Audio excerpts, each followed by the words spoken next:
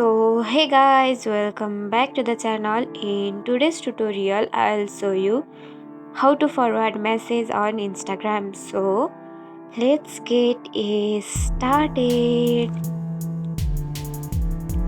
At first, make sure you have the Instagram app downloaded from Google Play Store or App Store, and also make sure that you have logged into your account. So let's open it.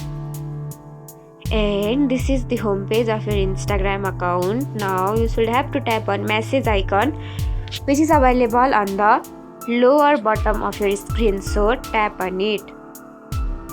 Now you select the message like this and tap on message until you will see the option of forward. So tap on forward like this and select the person here, and even you can write something here and tap on send, which is available on the lower bottom option. So tap on it and see, you have successfully forwarded message from one person to another on Instagram. And that's it. If you found this tutorial helpful, don't forget to like, comment, share, subscribe, and also hit the bell icon for more easy tutorials.